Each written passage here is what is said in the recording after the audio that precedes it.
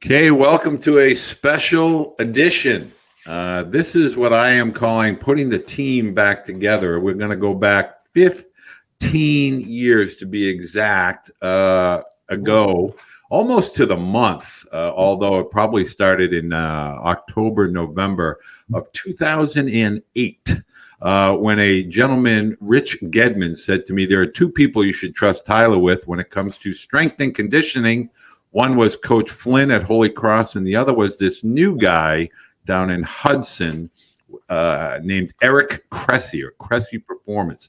So we are joined this evening by my youngest son, Tyler Beede, and Mr. Eric Cressey of Cressey Sports Performance. Gentlemen, welcome.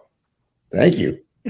What an intro. You're getting good with this, my man. Yeah, well, I do it a little bit, and what I'm really anxious is, to talk a little bit, because I'm always talking about, as a dad, and when did I start my sons with strength training and so forth. And I think this is going to be great for those parents that are always asking me questions about the 8 to 13 or 14-year-olds. And I think that's what we're going to, kind of start off our conversation here. And I'm going to start first and foremost, Mr. Cressey. I get the question all the time, when is the right time? And I know you and I have discussed this in the past, but I think parents want to know, can children as young as 10 or 11 or younger, have a strength program or stretching program for their young student athlete? Yeah. I've almost changed the way I answer this question, and I often turn around. When was baseball okay for Tyler? Right? It was when Tyler followed you to the field, when he saw baseball on the floor in the living room and picked it up and started playing with it. That's exactly how it started, by the way. Yeah, more is caught than taught, right? You're around it, you assume it, just like we try to foster, good lifelong patterns for, nutrition and exercise by having the right food options around, by going for family walks, things like that. That's how you learn baseball, right? The baseball just happened to be there. You guys went to games together. Like, obviously you were coaching, he was there. My daughters come to the gym with us all the time. The second we get to the gym, they sprint in, they all grab onto the TRX and they're swinging back and forth. Our kids are into gymnastics. So they're flipping upside down from the pull-up bars and doing cartwheels on the turf and racing each other and pulling each other on the sleds. Free play is where it's at that age, but without even realizing it, they are doing strength and conditioning. Our twins just turned 9, and we have a 4-year-old that's just as crazy as her older sisters. So my mindset has always been, when they're emotionally mature enough to get involved in something a little bit more structured, whether that's taekwondo, baseball, figure skating, dance, whatever it is, get them going with it. And we, as long as the programs are age appropriate, like all the stuff about stunning growth and things like that, it's just kind of like an old wives' tale. It's just like anything else. If you walked out and saw your 8-year-old like doing crazy elaborate throwing programs with terrible deliveries, like, that's not healthy. Strength training is the same way. If it looks wrong, it's probably wrong. Tyler, how old were you when you first can remember, whether it's band work or, playing catch in the backyard? When did the light bulb go off for you, as far as, gee, I really want to make my skill set better, I want to get stronger? At what age do you remember that happening for you?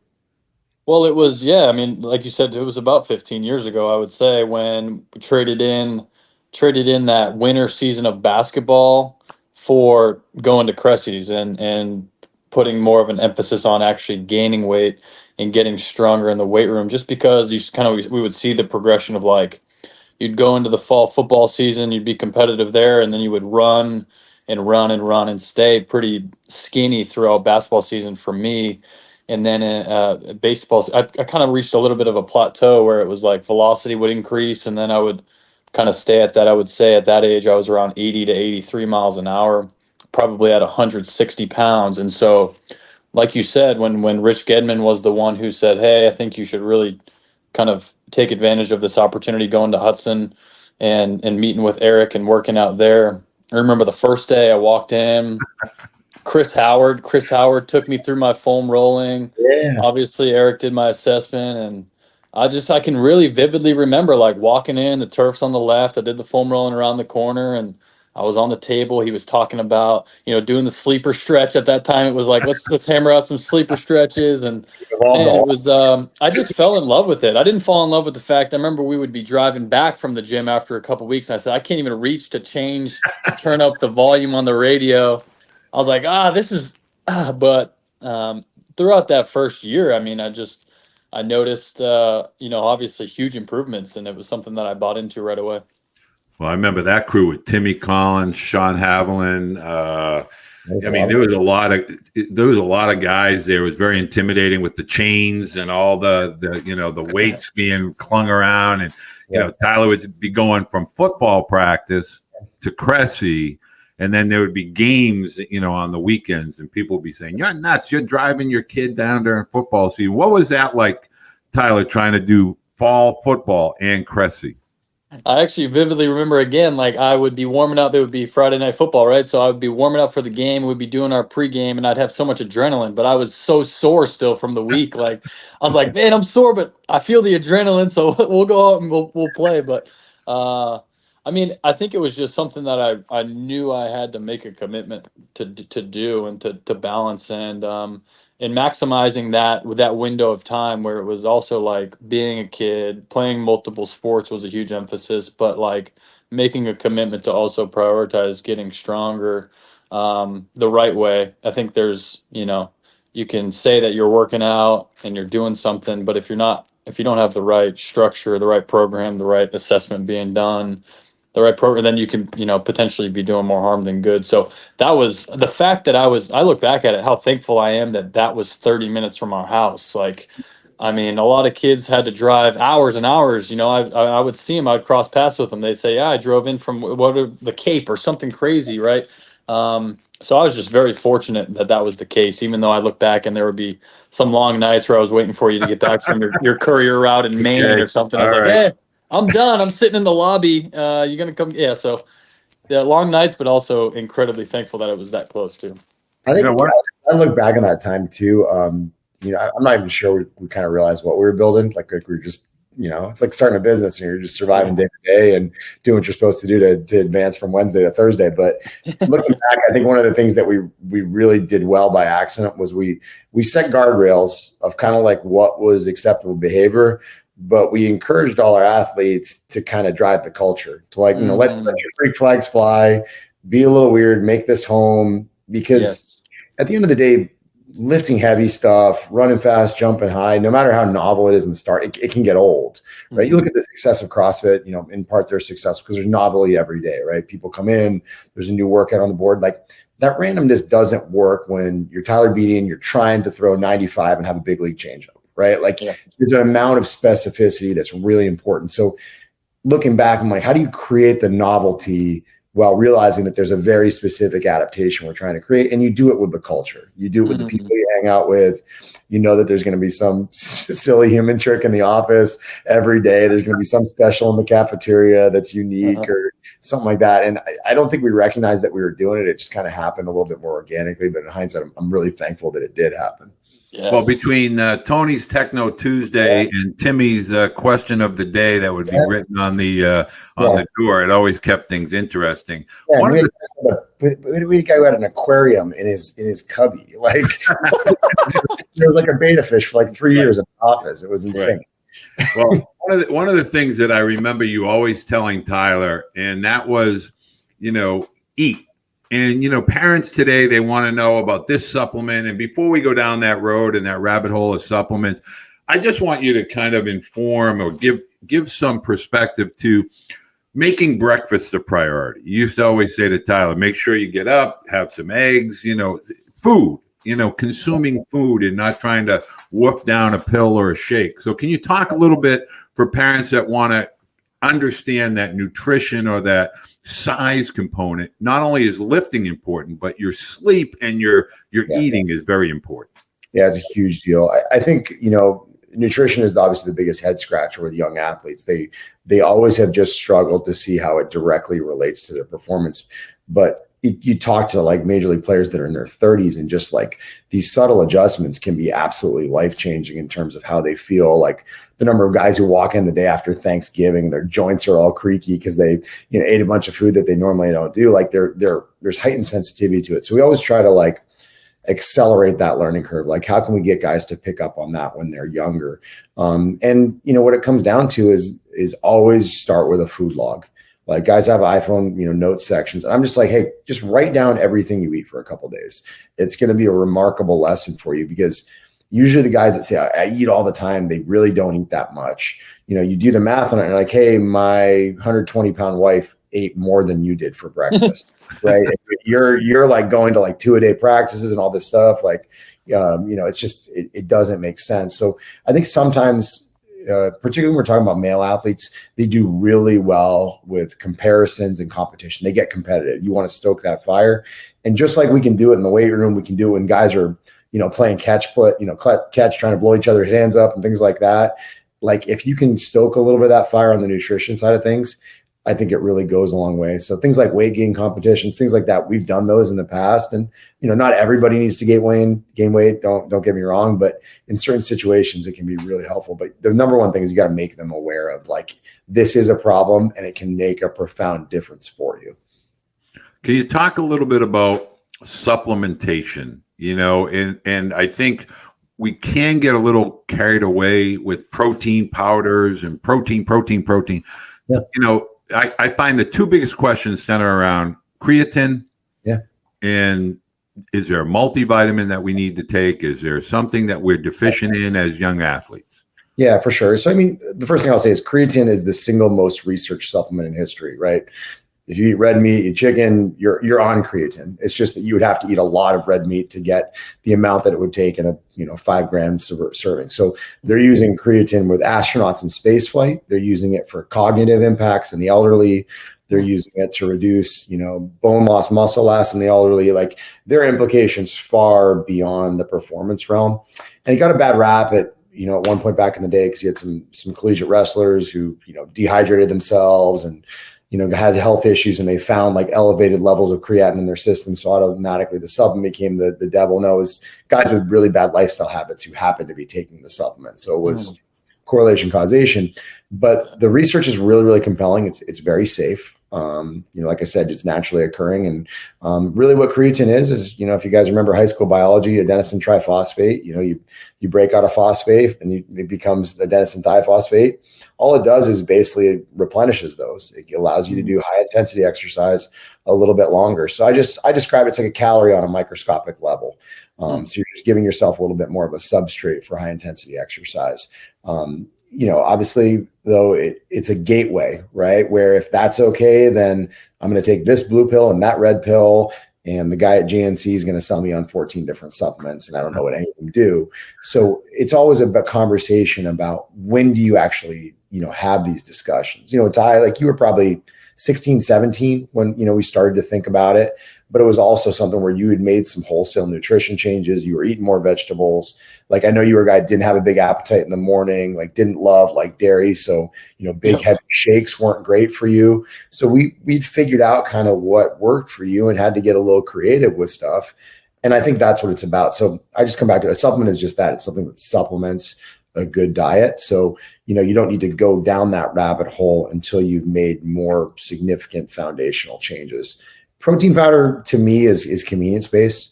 And the most important thing with all this, make sure you get a pure supplement, something that's like an NSF certified, which just guarantees that you actually get what you're getting, or what you want to get. A lot of those things are tainted. They're used, they're made in factories that make, other supplements that, may have ingredients you don't want in your system. So just make sure you use a reputable company that goes through that stringent third-party testing. Tyler, you want to talk about NSF certified? Because I don't think a lot of parents understand that when I try to explain it. Yeah, essentially it's just supplements that are certified for sport is my understanding. And so under the MLB drug testing protocol and program, we are only allowed to take supplements that are NSF certified. If you don't, you're towing the line potentially when you take a drug test. Like Eric said, those companies are are making other supplements that you don't know what's in them, so you don't know that the label is accurate to what you're taking. And so when you fail, if you potentially fail a drug test, it's on you, right? So there's just more risk, and obviously you're just, for me, I stick to taking, supplements from a company like Thorne, which is, you see it in every MLB, MILB, training room, locker room, weight room, whatever it may be, because they are, third party tested. And so, yeah, I think for me, in the way that I supplement, if it's specific to either blood work that I've done in the past, deficiencies that I have in my diet, in my blood work. And so I've just kind of gone the extra length to figure out, me personally, what am I deficient in from vitamins, whatever it may be. And so I do take creatine as well. And a bunch of other stuff that to me is just, like I said, I've kind of done my due diligence. Like, this is what my body needs at this stage of life, and I'll do another set of blood work in another 4 months or so, and check what I would need to supplement then. Yeah. Eric, another big part of questions that I get from parents is how accurate is the remote training program that Cressey offers. Now, if you hear me, you may not listen to everything that I do. I listen to a lot of things you do, but I'm talking Cressey.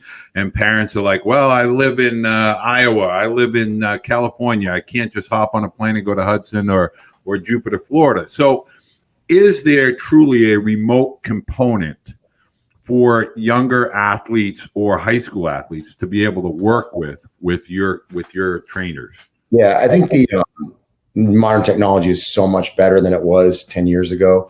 Our thing, we've done online training. I mean, I've worked with people. I have a pro golfer in the UK that I've been writing programs for since literally 2003. We're 20 years together. That's awesome. It's come a long way since then. But what's really interesting, I think, is how much more we have tech at our fingertips to make it better. Like, we're actually doing some pretty significant like app development in this space, just because we know we can make it even better than it is now. But for a long time, we were like, hey, we want to see you in person, at least kind of like get an in-person assessment, spend a little bit of time together, excuse me. And then once we've had that, kind of chance to do a crash course on the front end, then we can do a lot more remote stuff. And we had a lot of success with that. And we still kind of like prefer that way to do it. With that said, we do some stuff now where guys, start up purely remotely, and, because at the end of the day, like for some people, they just don't have anything where they are, right? They're, in the middle of nowhere in North Dakota or something, and there's just not a good gym. There's not access in any regard. And there are a lot of offerings in the online space now, not just in terms of strength and conditioning, but in terms of, pitching deliveries and grip stuff and all that stuff. So yeah, I think it's come a long way, and it's actually a really viable option for a lot of young athletes. Particularly if they're, kids who are high motivation, who are really driven, those guys that really just need direction. Is it a great option for someone that needs a motivator? I don't know. Like, if you're intrinsically motivated, you'll go get it. You'll probably do well with it. But if you're a guy that counts on having like 5 buddies at the gym to drag you out of bed to get you there at 6 a.m., it's probably not the right fit for you. And that's probably someone who needs to find something more brick and mortar with them. But, like certain guys, handle it great, that can follow everything to the T. Like, Ty, you did it when you were at Lawrence Academy again. Like, it wasn't easy to get to CSP every day, but you would do, I want to say it was like Wednesday, Saturdays, you'd come down to CSP, and then you'd have a couple lifts that you do on campus up there. Yeah. But you were a special breed, man. Like, you were willing to, sacrifice a lot to do that. So just not everybody is that committed. So you gotta figure out what kind of person you are.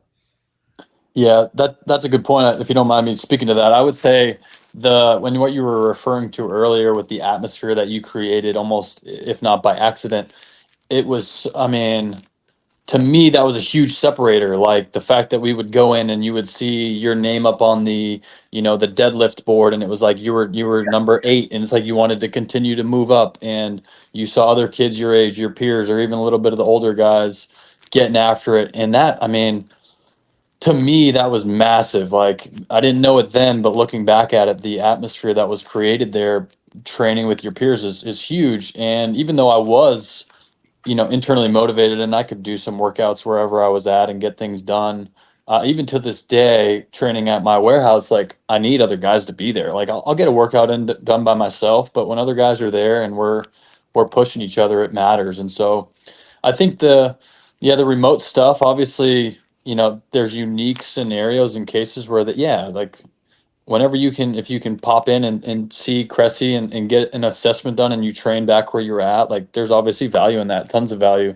I've done that for years since being in Texas, but if you can, like you said, brick and mortar, like you get to a place where you're training with a bunch of your other buddies and getting after it, there's so much value in that. Well, what I want to now segue into is the real value, in my opinion, of Cressey Performance is the true mentoring that goes on around you. And in other words, you may not interact with everybody there, but you're watching the energy, you're watching the work ethic.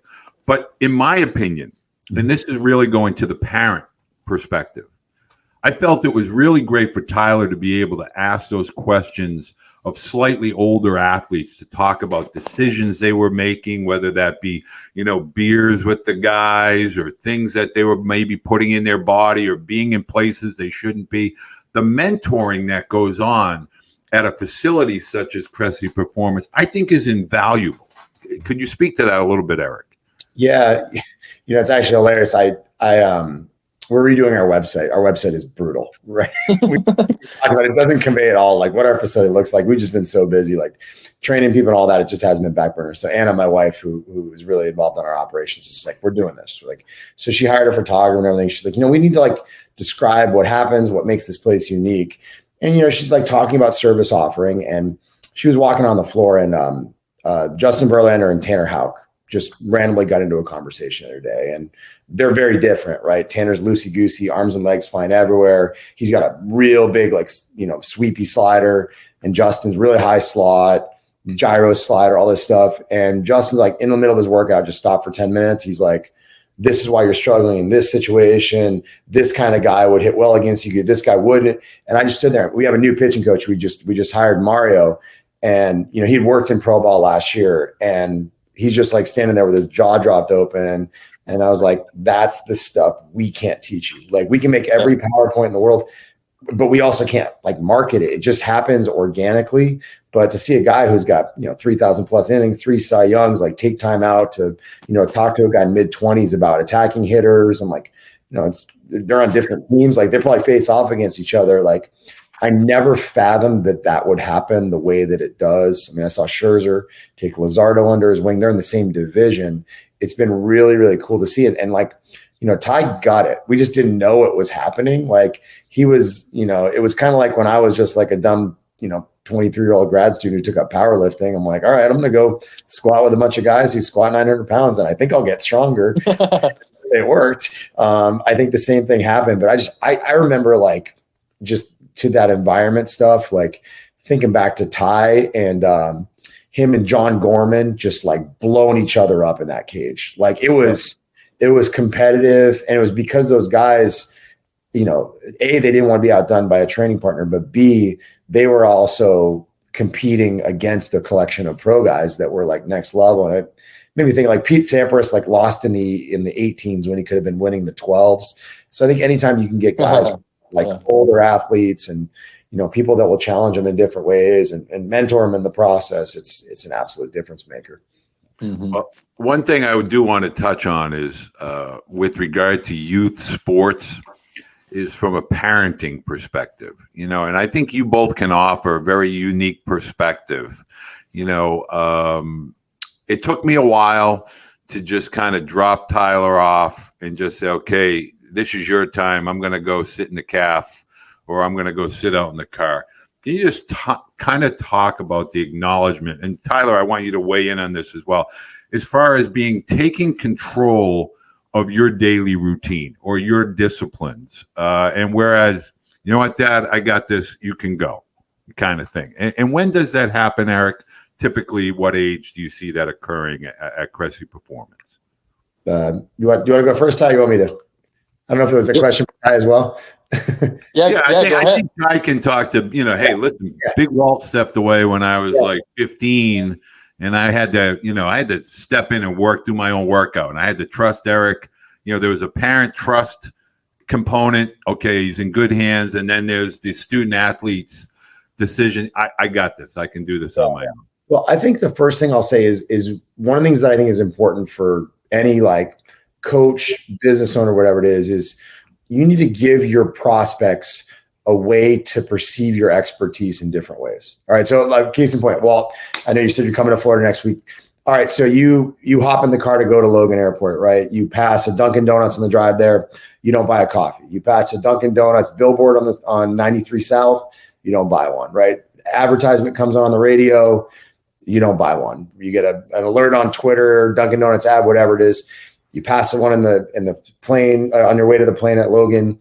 And in the old days, I think they said it was like 7 marketing exposures. If you weren't going to purchase, you weren't purchasing. That was it, right? It was a done deal. Nowadays, we get bombarded with so many marketing messages. People get pulled in so many directions, and they're constantly like, checking their email, checking their social media, all that stuff. I think people are really overwhelmed. So what happens is the individual marketing message is you're desensitized to it, right? It might take 100 interactions to realize like, hey, this is something that could be useful for me. Back when Ty was, sophomore in high school, 2008, like I didn't think I had Twitter back then. I'm not sure it existed, right? But what I think we did without realizing is, all right, so you talked to Rich. He said, hey, my daughter's worked out there. I think it could be really good for him.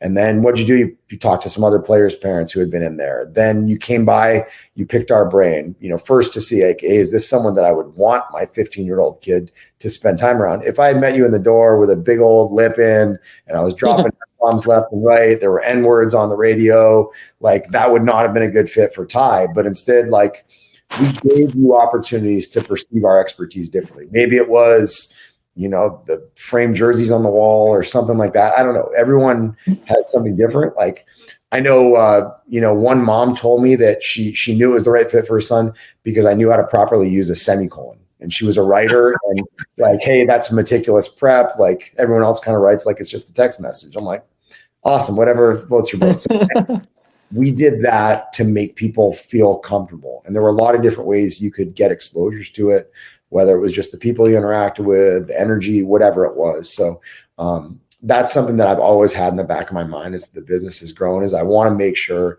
that we appreciate that this is like a really big responsibility. Like we switched our daughters from one gymnastics place to another because I didn't think the coaches even knew their names. Like I had no confidence that like they were treated as individuals. And that's a big deal when you have twins, right? You want them to have their own identities, move to this new place, and they've absolutely thrived. It's been awesome. And even if no longer drive, I'll happily do it because they've spread their wings and been great. So that was an important thing for me, is that they knew the kids' names. They met them at the door. They made it fun. They were learning new skills. Like we had opportunities. So that's a big thing for before you're going to let go. Like you've got to know somebody and like them before you're going to trust them. So I think we did that. And, it was good. We had a lot of conversations just about baseball in general that I think helped Tyler's like dynamic. When Euclid was training, I remember there'd be a couple times when you'd be grabbing like lunch in the building and we'd have just this impromptu, like 45-minute conversation about hitting with that guy was a top 5 perennial MVP candidate. So I think that helped the cause as well. But I really come back to like before any of the training knowledge or any of that, there's a lot of different ways to get athletes bigger, stronger, faster. You can throw weighted balls, you can throw a long toss, you can throw underweight, you can throw overweight, it doesn't matter. But I think when it comes back to it, like what's right socially for your child is like the most important situation. When did you feel like you were ready to fly, like without the old man like telling you what you had to do or should do? Well, I mean, I guess fortunately, it wasn't as if you were like a helicopter parent. I think from the jump, you kind of gave me the freedom to explore and pursue what I was capable of, in a sense, in a great way. You cultivated a great environment for me to do that, and so. Yeah, I think it was right around that age. I mean, because obviously you look at it, I was 15. I had another year probably or so, a year and a half at Auburn High before I decided to explore the opportunity at Lawrence Academy where I would be living away from home. And so obviously there were moments where, I was given the freedom to kind of make some decisions on my own and sort of be in my own in that environment, at least to feel comfortable enough to go live away from home and be at Lawrence Academy. And so you can probably point to 16 years old where I kind of felt the self-confidence to say, okay, I can go kind of do this thing and function on my own, live away from from, kind of you got to do your laundry now. You got to kind of take care of yourself, figure out what you're going to eat for dinner. Are you going to go to bed at the right time? What's your time management going to look like? And so that kind of first year at Lawrence Academy was there were some growing pains, but it was massive for me. And like I tell people, I almost feel like I was living the college experience at 16, just kind of from that perspective of trying to figure out what it's like to be an adult and make adult decisions and live away from home, even though it was only about 45 minutes or so. I felt that freedom, but that was when I really figured out, that you need to make routines and have good habits and time management. And there were some things that I did just out of kind of habit and nature because of when I was 15 going to Cressey's and knowing that I needed to prioritize working out or nutrition. And that schedule was sort of just like implemented naturally because of that. And then as I kind of got to Lawrence Academy, those things happen naturally. But, I can talk about college and pro ball and where I'm at even now. There's always fine tuning the routine and figuring out what works and what doesn't, and kind of being flexible to be open to changing the routine if needed. One of the last. I'm gonna interject. I think you guys will actually appreciate this timely. So I came prepared to this interview. So one of the things that I always do is I actually always save thank you notes, like go back and review them, things like that. So this is a Walter Beede email from March 8th, 2009. Ty, you're going to tear up, man. So it says, Dear Eric, I wanted to take a minute to send along a sincere and heartfelt appreciation for all you and Pete have done for Tyler. He truly looks up to you guys and all the guys there that work out. In no way did I ever think Ty would get into his workouts as much as he has. Tyler has been going through a tough time and thought I would share with you. Many of his peers have begun to do teenage things like beer, dip, chew, etc. Tyler was very close to all these kids all his life. He's made the choice to not hang around these kids when they're doing this stuff. I'm proud of the decisions he's making in his life. Your facility has become a sanctuary for him. I think Sawhill has become a role model for Ty. I feel that with your continued help and guidance, Tyler's dream of playing college baseball will come to fruition.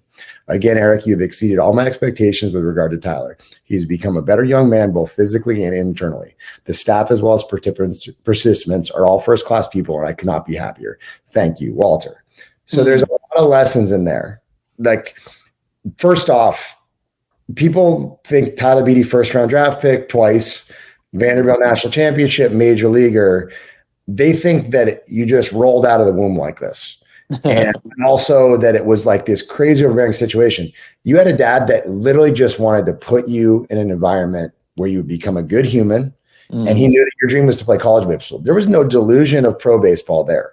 It was, I think he was aware of understanding how baseball could impact like academic success and all that. But like, people look back on it and they thought we were just like preparing for the draft. Like, no, we were building a human, like trying to teach some foundational habits. And we knew that if the processes were really good, the outcomes were to take care of themselves. But I think the other thing is like the training program can be perfect, but if the stuff outside of the gym isn't, that's where you get into trouble. And that's where you realize like the gym or something like that it's the third place. There's home, in your case, there's school, and then there's the third place, which is for you, CSP. Like that's a big deal. And we've always tried to create an environment where it was like the third place. I don't know if I knew it that well back then, but I wanted people to linger, to hang out, because I knew it would potentially push out stupid behaviors in teenage kids that were drawn to stupidity. Well, I really want to go. First of all, that was 2009. So it kind of evoked some mental memories in my head. But one of the things that I always wanted to do as a dad, with both the boys, was try to get them to understand the challenges, the hurdles, the obstacles. We call them failure, struggles. But anytime there was a struggle from 2008 through today, I think one of the greatest tributes to Cressey Performance, and obviously you, Eric, directly, as well as Anna, is to this day, Tyler has an ache, a pain, a process. I'm going to reach out to Eric. And I think we overlook the struggles of teenage boys growing up and some of the decisions they're forced to make, some of the environments that they find themselves in, and having mentors such as yourself And one very vivid memory that occurred in the summer of 2010 is Tyler gets cut from Team USA 18U team. And it was the same reaction he had when he first played for the Canes, where I expected him to be very down and disappointed. And he got into the Black Betty, my car, we affectionately referred to. And his first words were, "I now know what I need to work on. I can't wait to get back into the gym." And it was almost like that Rocky moment twice occurring in his life that were really big forks in the road. And I tell people that all the time. When I talk strength, I don't just talk about moving weight. I talk about having a release point, a mentor that you can confide in. And I really find that was my, I think, my peace of mind as a dad, to know that when I would turn, I don't like to say turn over, but when Tyler would walk through that door at 577 Main Street, I knew it was an environment that was not only from an athletic perspective, but a nurturing. And I think that's a big part of being a student athlete. Can you talk to that a little bit? Because you deal with it in Florida as well as Mass now. You know, teenage athletes go through a massive learning curve. Oh, it's incredible. And actually, I had Zach Geloff on my podcast. It's coming out Friday. We just did the interview today, and we were just talking about it. It's like I went back and I looked at Zach's high school numbers. They were like comic book, like set every Delaware record, not just in baseball, but in soccer. He was 81 for 81 in stolen bases in his high school career. Like our best shortstop in the history of the state. And he goes to Virginia. It's like, yeah, you're a third baseman now. Like just changed on a dime. And I think so many people just have a really hard time appreciating how many really good players are out there. Like, yeah. And I've heard, in the tennis community, I remember Jeff Salzenstein, who was a top 50 player in the world at one point. He was like, if you don't win the NCAA championship and dominate, don't even think about trying to go pro, because there's so many guys that never even went to college, international players that have sold out for the dream at age 7, way behind. It's just, everyone can get really big for their britches when they hit 350 in their hometown, but they don't realize that the next level is going to be everybody who was already the best player in the history of their hometown. So it's tough. It's hard to teach that to young kids because they're not nearly as equipped to handle failure as they used to be. Like Ty, I mean, you were in that room with Team USA. I was in that room in 2015. We cut Ben Rorvet from that roster. Yeah. He's on our major league roster catching Garrett Cole. Like we cut Alex Kirilov was a first rounder on that roster. Like they cut Mike Trout from that team when he was in high school. And you took that like punch in the mouth and you came back and you worked your tail off like on another level over the next year. I don't think many kids do that these days. It's very different. We've gone from having helicopter parents to having like snowplow parents. It's like, oh, I don't want to make you fail. I just want to clear the way for them. Yeah. Wow. I've never heard that. I never heard that snowplow parent. So Ty, talk to that issue of dealing with turmoil and struggle. Yeah, I mean, you need to have a process in place to where when things happen, because they're going to happen, you're going to have failure. You're going to have, I mean, it's baseball, any sport too in general, but especially baseball, a game of failure. And some of it is just naturally. I think my natural instincts were, this isn't going to be something that, keeps me down. It's going to be something that propels me forward. Just because that was my motor, that was my internal drive. And so, yeah, anytime there was adversity like that, and that was a pivotal moment to speak to that Team USA moment, because I felt like internally I was ready and prepared for it. And more than anything, I knew that there was still room to improve. And so I think like even that summer when I went back and trained, it was like, I think I went back for like 2 weeks or 3 weeks. And then I went off to Pennsylvania, and it was the first time I had hit 90, and I hit 92. And that was kind of really what propelled me to develop even further than where I was at when I was in Cary, North Carolina. And so there were so many instances throughout when I was younger where you kind of exposed me to a higher level of talent, and that, it was almost either inevitable that I would kind of face some adversity, or my back would be against the wall in a sense, and I would need to respond in a way that would say, hey, look, if you want to play at this level, this is the level of talent that you're going to need to be exposed to, and this is how much you're going to need to improve. And so it wasn't as if you told me that. It was just, I think I understood that naturally, that, hey, look, this is what you need to do to improve. And so thankfully I was exposed to those certain environments where it wasn't like you were like, hey, let's go play, where you're only going to dominate, right? Let's go play locally. Or not that that's a bad thing, but for me and where I was at, and my kind of passions of getting to play higher level baseball, it was like, all right, well, let's go see what you got and let's go see how you respond to it. And so you did a good job of putting me in those scenarios when I was ready. And when I did face adversity, you put me in the right scenarios and hands to go and improve and get better at what I needed to get better at. And so I was thankful for that. I think it's important to acknowledge that failure is part of the process. Like I tell the story a lot of, I can't remember who you were pitching against, but there was an outing like your senior year, you were like 92 to 95, Middlesex. It was draft stock surging. And then I think Middlesex, I distinctly remember it because I was late to the game. Yep. And as I'm walking in from the parking lot, this dude's legging out a triple. They didn't have a fence. Right. So he got off the game, hit a triple, ran about a quarter mile. And then that day he was like 90-91.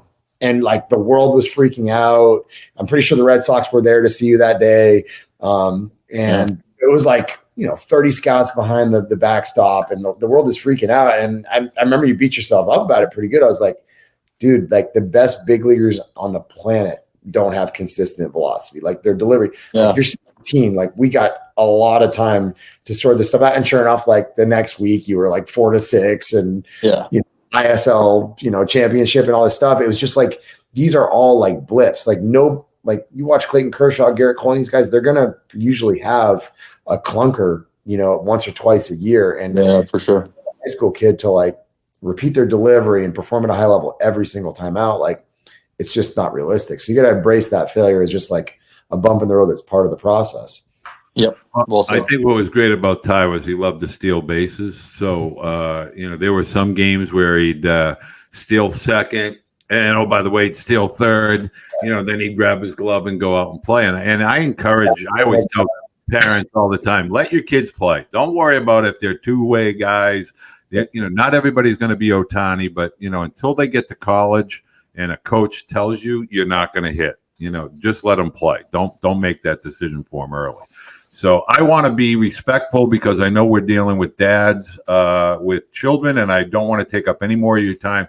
I thoroughly enjoy this. I think it's tremendous insight for families and student athletes to kind of see this is a 15, 16-year relationship that goes far beyond just throwing weights around. There's a lot more involved here, and I thank you both for allowing me to share in this. For Eric, for all that you've done for our family and the mashed potatoes that you served at your home. I was just thinking that. 2011. Yeah, that was that's the highlight of my picture. I have Tyler with the spoonful of Cressey mashed potatoes. But Eric, I know that you're a very busy man. I'm going to put all of the content. Eric has a podcast. He has all kinds of books. I'm going to put all of that information down below in our interview. You can listen to this in a podcast as well as watch it at any time on our YouTube channel. Thank you, gentlemen, very, very much. Ty, I love you. Eric, thank you so much for taking a long time tonight to join us and chat with us. Great. Thanks for having me, guys. Of course. Hey, love you guys. I'll talk to you guys soon. And now next week, I want to let everybody know we're going to have John Savage from UCLA is going to take some time to talk not only college baseball and his move to the Big Ten, but also the new mega division that's being discussed across Division I athletics. So be sure and join us next week on Thursday evening when we speak with John Savage of UCLA. Thanks, guys.